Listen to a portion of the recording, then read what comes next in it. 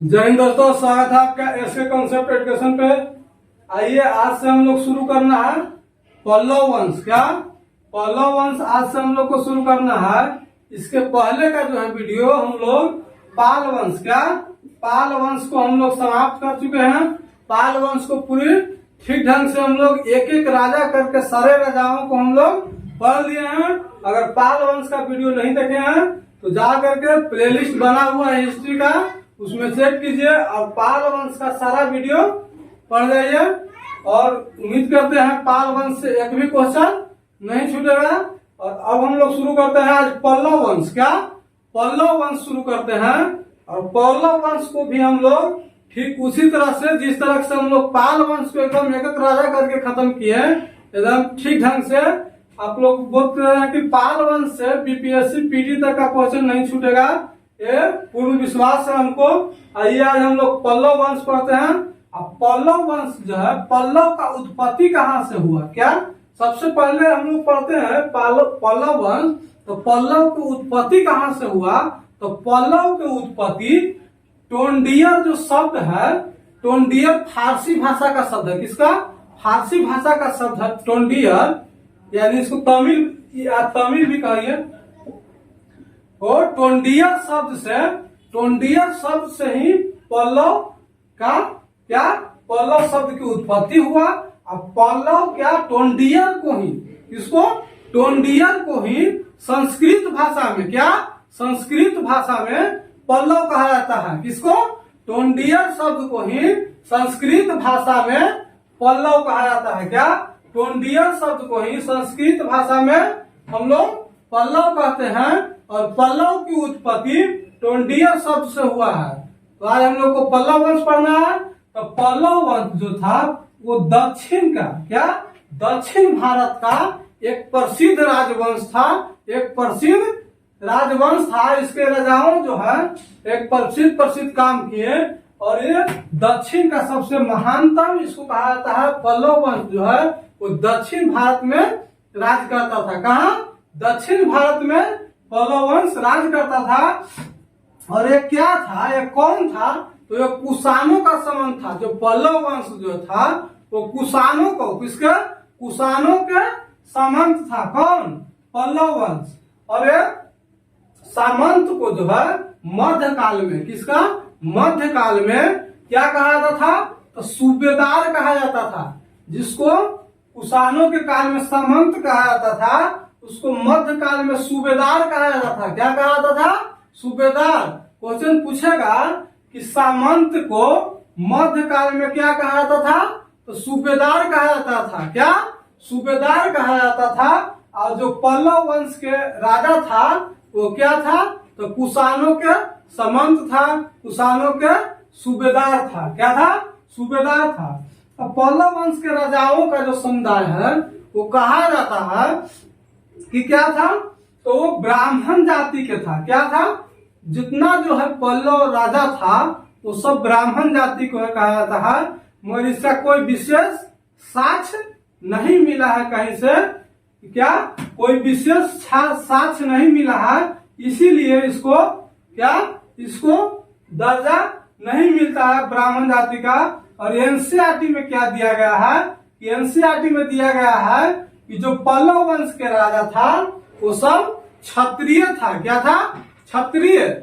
देखिए कहा गया क्या कि ब्राह्मण जाति के था। तो ब्राह्मण जाति के कहीं से साक्ष्य नहीं मिला है। और एनसीईआरटी में लिखा गया है, क्या एनसीईआरटी का जो आप लोग बुक पढ़िएगा उसको में लिखा गया है क्या कि ये क्षत्रिय था। पल्लव वंश के राजा जो था वो सारा राजा क्षत्रिय था। क्या था? क्षत्रिय था। और इसका प्रमाण कहाँ से मिला है? देखिए शिवस्कंद बर्मन जो था, कौन? शिवस्कंद बर्मन जो था उसका जो है वो गुंटूर अभिलेख है। कौन? गुंटूर अभिलेख है। गुंटूर अभिलेख से ही पता चलता है कि जो पल्लव वंश के राजा था वो सब क्षत्रिय था। क्या? क्षत्रिय था। और ये अनुयायी किसका था? कौन सा धर्म को मानता था? तो देखिए पल्लव वंश के जितना राजा हुआ वो हिंदू सनातन धर्म और बौद्ध धर्म, ये दो धर्म को मानता था। पल्लव वंश के राजाओं ने दो धर्म को, हिंदू सनातन धर्म मानता था। और इसका राजकीय भाषा जो है पल्लव वंश का राजकीय भाषा क्या था? पल्लव वंश का राजकीय भाषा तमिल, तेलुगु और संस्कृत था। क्या था? तमिल, तेलुगु और संस्कृत था। पूछेगा क्वेश्चन कि तमिल क्या? तमिल जो शब्द की उत्पत्ति हुआ उसको से पल्लव क्या? पल्लव शब्द की उत्पत्ति हुआ तमिल है। और उसका राजकीय भाषा भी पूछेगा था तमिल, तेलुगु और संस्कृत था। क्या क्या? तमिल, तेलुगु और संस्कृत था। आइए इसको एक बार फिर से रिवाइज कर लेते हैं। सबसे पहले पल्लव वंश। तो पल्लव वंश पढ़ रहे हैं तो हमको जानने का अधिकार है कि पल्लव क्या, हम लोग जानेंगे ना कि पल्लव शब्द की उत्पत्ति कहाँ से हुआ। तो पल्लव शब्द की उत्पत्ति जो है टोंडियर शब्द से हुआ है। किसको से? टोंडियर शब्द से हुआ है। और टोंडियर का ही संस्कृत में अर्थ है पल्लव। टोंडियर शब्द को ही संस्कृत में पल्लव कहा जाता है। क्या कहा जाता है? पल्लव। अब पल्लव जो है वो दक्षिण भारत में राज करता था। कहाँ? दक्षिण भारत का महानतम राजवंश था। कौन? पल्लव। अब पल्लव जो है वो कुषाणों के सामंत था। किसके? कुषाणों को सामंत था। और सामंत को किसको? सामंत को जो है मध्यकाल में क्या?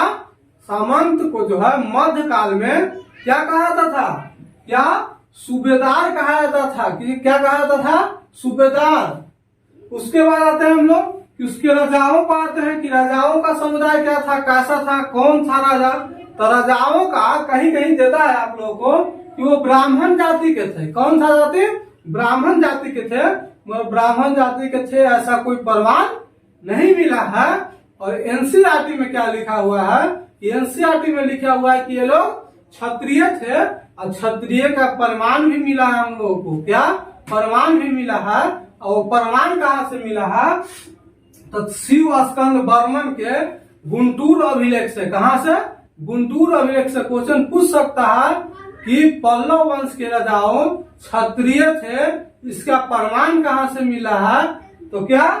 शिव स्कंद बर्मन के गुंटूर अभिलेख से मिला है। और पूछेगा क्वेश्चन किसे? कौन सा धर्म को मानता था? पल्लव जो राजाओं थे वो कौन सा धर्म को मानते थे? तो पल्लव राजाओं हिंदू सनातन धर्म और बौद्ध धर्म को मानते थे। क्या? हिंदू सनातन धर्म और बौद्ध धर्म को मानते थे। उसके बाद राजकीय भाषा क्या था? पल्लव को जो है राजकीय भाषा क्या था?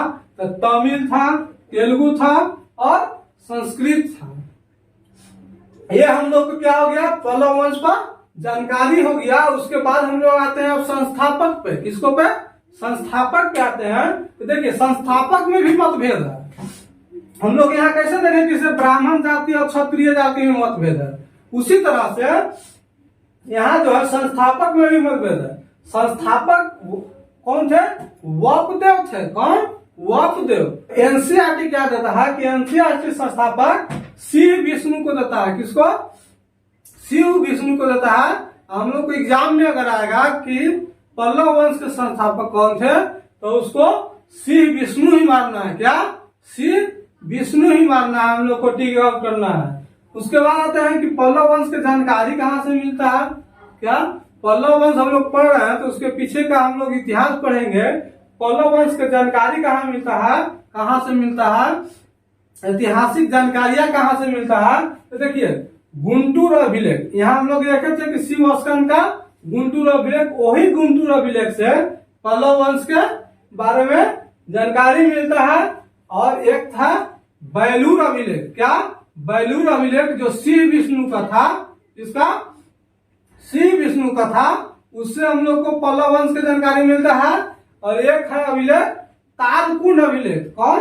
तालकुंड अभिलेख है। और तालकुंड अभिलेख से भी हम लोग को क्या मिलता है? पल्लव वंश के बारे में जानकारी मिलता है। और तालकुंड अभिलेख नरसिंह वर्मन फर्स्ट द्वारा उल्लेखित करवाया गया था। क्या? नरसिंह वर्मन फर्स्ट द्वारा उल्लेखित करवाया गया था अभिलेख। कौन अभिलेख? तालकुंड अभिलेख। अब हम लोग को क्या हो गया? ऐतिहासिक जानकारी हो गया। उसके बाद साहित्यिक स्रोत माने किताब से भी, क्या कुछ किताबों से भी हम लोग को पल्लव वंश के बारे में जानकारियां देखने को मिलता है। क्या कुछ किताब से भी हम लोगों को पल्लव वंश के बारे में जानकारियां देखने को मिलता है, उस किताब को हम लोग देख लेते हैं। एक था क्या, मत विलास प्रहसन। क्या, मत विलास प्रहसन। देखिए तीनों किताब एग्जाम में पूछता है बहुत ज्यादा। मत विलास प्रहसन महेंद्र बर्मन फर्स्ट का किताब था, और 10 कुमार चरित्रम दंडी का किताब था, दंडी लिखे थे इसको। और किराता अर्जुनियम भारवी का किताब था, किसको, भारवी का किताब था। और ये तीनों किताबों से, तीनों जो है साहित्य से किसका वर्णन मिलता है, पल्लव वंश के वर्णन मिलता है, पल्लव वंश के जानकारी मिलता है। आइए उसको एक बार फिर से रिवाइज कर लेते हैं ताकि हम लोग को वीडियो में ठीक ढंग से याद हो जाए। देखिए पल्लव वंश के संस्थापक जो है वो बपदेव थे। कौन थे, बपदेव। मगर एनसीईआरटी उसको नहीं मानता है। क्या, नहीं मानता है। और एनसीईआरटी अपना संस्थापक सॉरी, एनसीईआरटी अपना संस्थापक सी विष्णु को मानता है। क्या, सी विष्णु को मानता है। हम लोग के एग्जाम में अगर आ जाएगा कि पल्लव वंश का संस्थापक कौन था, तो सी विष्णु को ही टिक आउट करना है। किसको, सी विष्णु को ही हम लोग को टिक आउट करना है। और उसके बाद आते हैं साहित्यिक जानकारियां, ऐतिहासिक जानकारियां में। ऐतिहासिक जानकारियां गुंटूर अभिलेख तो शिव स्कंद वर्मन का था, वेलूर अभिलेख सी विष्णु का था, और तालकुंड अभिलेख नरसिंह वर्मन फर्स्ट का था।